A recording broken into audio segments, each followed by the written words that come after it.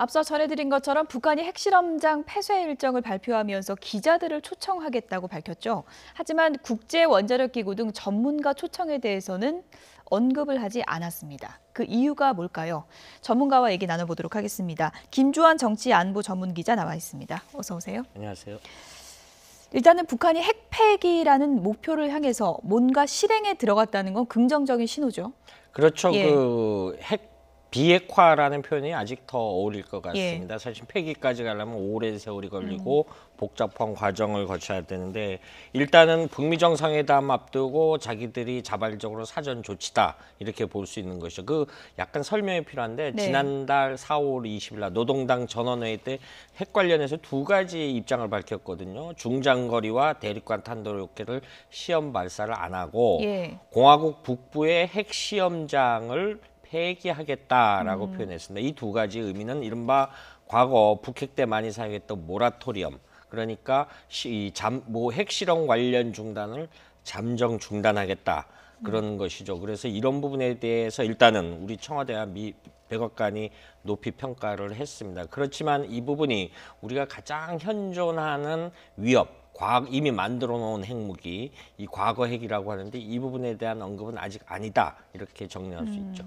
지금 언론에서도 그렇고요. 핵 폐기, 핵실험장 폐기, 폐쇄 이 두 용어를 지금 혼선해서 쓰고 있는데 어떤 의미 차이가 있고 어떻게 쓰는 게 맞는 겁니까? 사실은 이제 그 국제정치학자들은 IAEA 규정을 보면요. 예. 첫 단계가 폐쇄입니다. 폐쇄. 셧다운. 그러니까 클로징이죠. 잠시 쉽게 설명을 드리면은 영업을 안 하는 것이죠.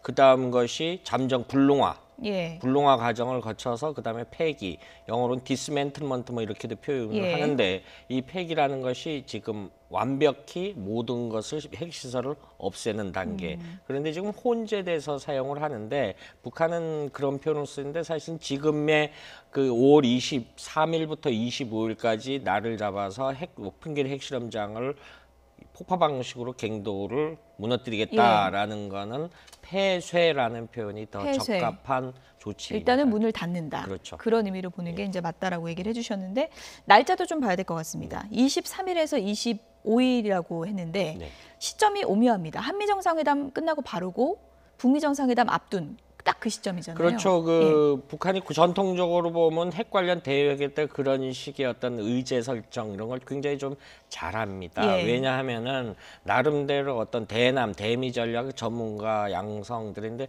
한 사람이 수십 년 동안 하는 그 업무의 연속성상을 좀 가지는 경향이 있죠. 예. 그러니까 태기를 잘했고 또 하나는 이제 날씨 문제를 선택했을 것 같아요. 예. 나름대로 자기들도 일기예보를 하는데 그 외무성 공보문을 보면 이런 표현이 있습니다. 거기가 산길이기 때문에 일단 베이징에서 원산 갈마 비행장으로 전 세계를 운영을 해서 예. 거기 이번에 우리 평창올림픽 때 우리 일부 대표팀 선수들 가서 훈련을 했지 않습니까?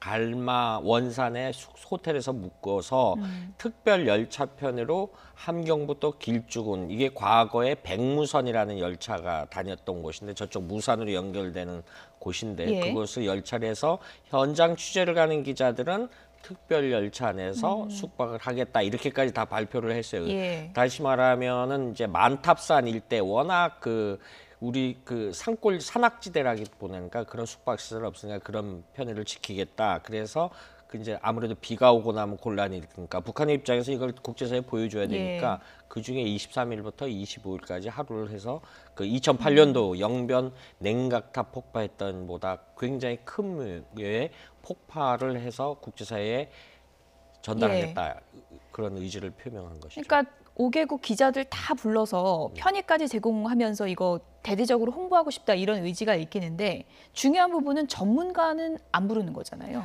그렇죠. 이따 지난달 말에 판문점 우리 회담할 때 청와대 그 윤영찬 수석의 발표 내용을 보면은 언론인과 전문가들이 포함된다 이렇게 설명을 했었어요. 그런데 어제 외무성 대변 공보문 어제 저녁에 늦게 나왔는데 보면은 전문가 그룹이 없어요. 또 한 나라가 빠졌죠. 지금 5개 나라의 언론인이라고 했는데 일본이 빠졌습니다. 일본이 빠졌는데 이거 듣고 일본 언론들이 지금 굉장히 예민한 반응을 보이고 있고요. 왜 뺐을까요? 일단 지금 뭐 일본은 북일 정상회담의 선제 조건으로 그 납치자 문제 해결하자라고 하니까 북한이 발끈했죠. 그럼 과거사 문제부터 하자. 된다라는 그 굉장히 그 평행선을 달리는 의제인데 예. 우리가 그 한일 관계에 있어서 과거사 문제, 뭐 위안부 문제, 뭐 이런 문제들 있잖아요. 그 마찬가지의 어떤 쟁점되는 부분을 이제 서로 맞대응으로 해서 어떤 그런 부분에 대해서 북한으로서는 유리한 고지를 점하기 예. 위해서 일본을 빼지 않았겠느냐라는 분석이 나오고 있고요. 지금 말씀하신 부분에 이제 전문가 그룹이 빠졌다라는 건 사실은 핵무기 전문가들이 갔다라는 거는 우리가 쉽게 많이 용어들 들었던 사찰, 인스펙션이라는 걸 의미합니다. 예.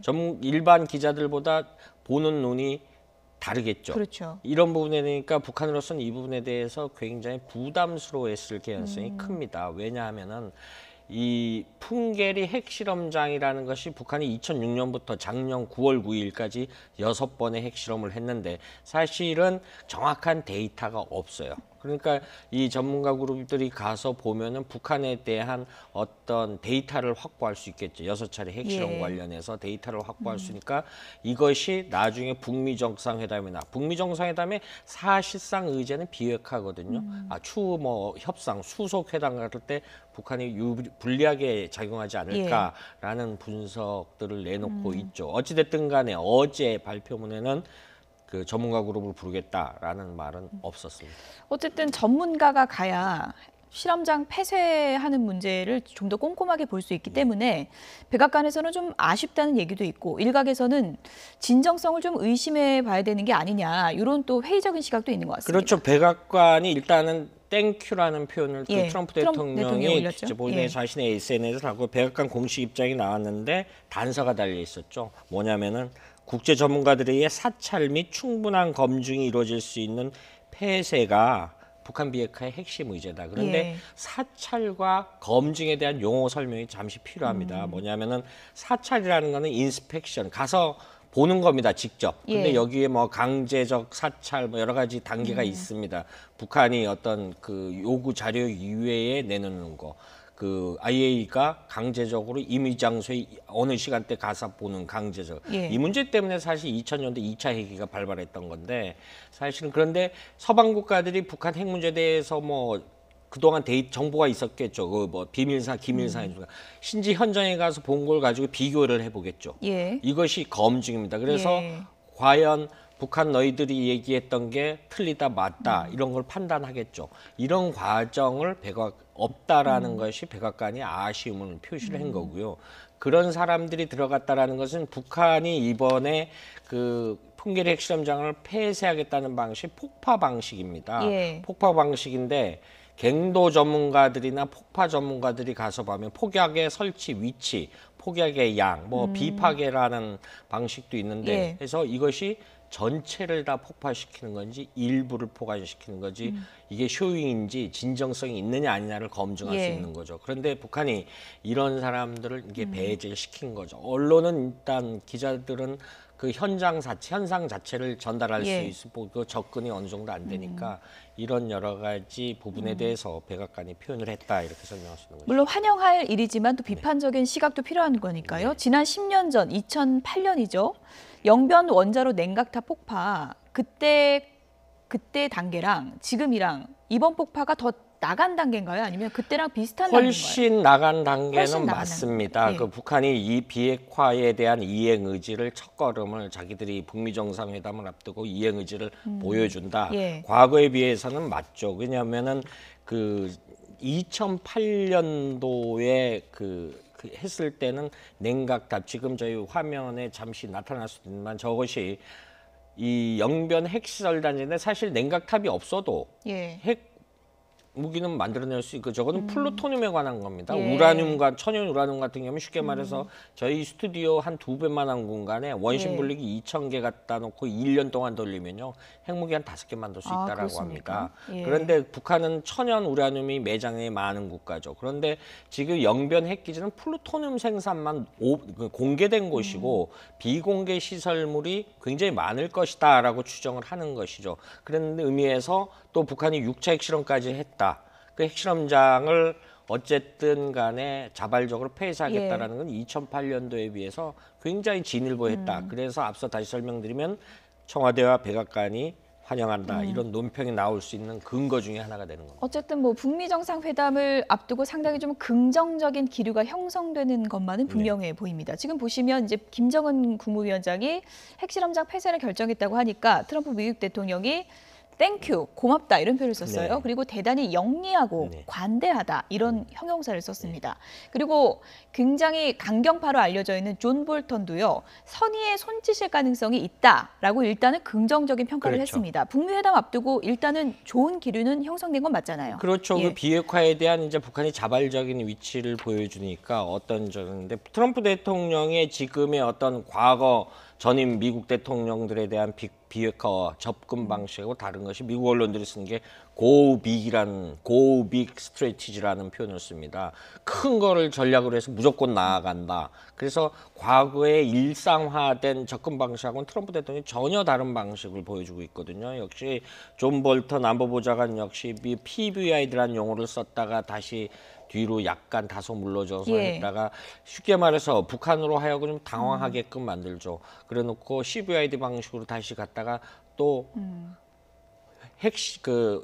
그냥 단순히 핵뿐만 아니라 이게 비핵 화생 방무기들, 생화학무기, 생화학무기들까지도 포함해야 된다. 예. 북한으로서는 굉장히 좀 표현을 안 하지만 예. 굉장히 당황스러울 겁니다. 어찌됐든 간에 북한 역시 정상회담에 임하겠다라고 했고 북한 매체를 통해서 주민들한테 다 알린 이상 회담 테이블에 앉을 예. 거는 분명히 보이고 그것이 이제 세계적인 큰 뉴스가 되는 것이죠. 어쨌든 여러 가지 밀당 과정이 길었고요. 네. 결론이 된 게 장소도 최종적으로는 싱가포르로 예. 결정이 됐는데 여기에 시진핑 주석이 갈 수 있다는 보도들이 나오고 있습니다. 일본 가능성이 높다고 보십니까? 언론에서 나오는 거는데 예. 사실은 그렇게 되면 우리로서는 이른바 문재인 대통령께서 구상하고는 한반도 항구적 평화 정착의 2단계 방안이 실행된다. 사실상 3단계죠. 1단계가 남북 정상회담 내 이미 4월 27일 날 했죠. 2단계가 북미 정상회담. 그래서 비핵화의 격차에 대해서 격차 방식에 대해서 중재 역할을 나타나는 것이 이른바 문재인 대통령의 비핵화 외교의 큰 흐름인데 예. 그 다음 단계가 어느 정도 이루어지면은 3자 혹은 4자 정상회담을 하자. 3자는 예. 남북미, 4자는 종전협정 당사자죠. 중국이 끼는 예. 것이죠. 그 다음에 궁극적으로 뭐 주변국의 보증을 받는 육자회담이라든가 이런 형태로 가겠다라는 게 문재인 대통령의 구상이거든요. 예. 구상인데 지금 현실적으로는 갑자기 대개 G2 국가의 주석인데 갑자기 갈리는 만무할 것 같고요. 가능성이 낮다고 보시는군요. 아니죠. 가능성이 봤지만 하여튼 어떤 중국 정부에 대해서 예. 언급 표명이 없었어요. 그런데 어느 정도 성안이 되면은 트럼프 대통령과 지금 미중 관계가 부역 문제 때문에 그렇죠. 사이가 별로 좀 안 좋아요. 예. 이런 여러 가지를 좀 해결한다라고 보면은 가능성이 있고 그런데 주목해야 될 대목이요. 예. 다음 주죠. 이제 이번 주죠. 오늘 이러니까 6월 초입니다. 6월 초에 뭐냐면 샹그릴라 대화라 그래서 싱가포르 샹그릴라 호텔에서 늘 이 아태 지역의 안보 관련 국방장관들이 참가하는 회의를 했고 올해 역시 열리죠. 여기 이 부분에 중국이 어떤 급의 임무를 참석시키고 의제를 남중국해 문제가 아닌 한반도 비핵화 문제를 해서 어떤 사전 정지 작업이 예. 안보 분야에 있어서 정지 작업이 된다라고 하면 시진핑 주석이 전격적으로 갈 가능성이 있죠. 그런데 그렇게 현재로서는 되면은 조금 예. 아직 예단하기 힘들다. 시진핑 주석이 참석하게 되면 그렇게 되면 문재인 대통령도 참석을 하는 게 맞는 게 아니냐 뭐 이런 시각이 있는데. 맞는다기보다는 그렇게 되면 더할 나위 없이 좋은 일들이 벌어지는 것이죠. 종전 선언이 앞당겨질 수도 있는 앞장가 여러 가지 지금 과거의 1년 단위로 이 독일 통일 과정을 설명을 잠시 드리면요. 89년도부터 1년 사이에 당시 헬무트 콜 수상이 아버지 부시 대통령을 8번을 만났는데 이런 분위기를 해가지고 우리는 어떤 자발적으로 우리가 미국을 찾아가거나 어떤 주변국을 가는 것보다도 모양새가 문재인 대통령을 중심으로 해서 우리 정부를 중심으로 해서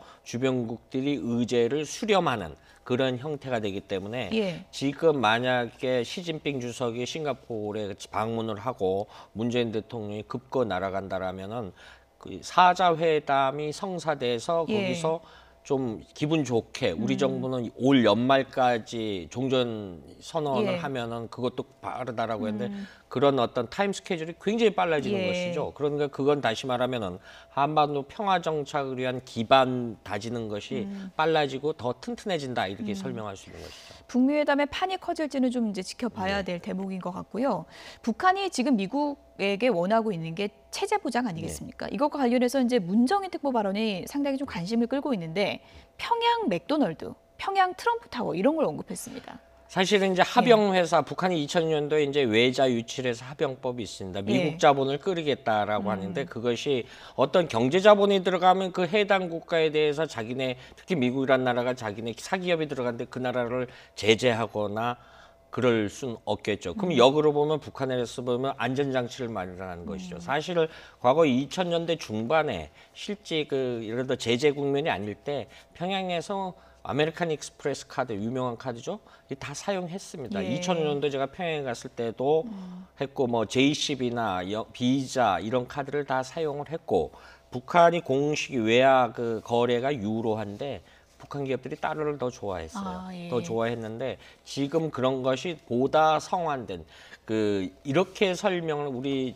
특정 업체 그 파리그라상이라는 그 제과점 업체가 프랑스 회사인데 1978년도 중국이 개혁 개방됐을 때 79년도에 외국 자본으로 처음 베이징에 들어갔습니다. 그렇군요. 그래서 단초가 돼가서 했는데 문정인 특보가 말한 건 굉장히 상징적으로 봐야 되는 것이 맥도날드가 어떤 미국 자본의 상징으로 돼 있는 것이 햄버거 가게가 들어간다라는 거는 미국 자본이 들어가고 그 통로를 열어준다라는 의미이기 때문에 굉장히 의미심장하고 그렇게만 돼도 굉장히 그 남북 관계의 긴장을 완화시킬 수 있는 그런 요인이 될 수 있다라고 설명할 수 있는 것이죠. 네. 여기까지 듣겠습니다. 지금까지 김주환 정치안보 전문 기자였습니다. 오늘 말씀 고맙습니다.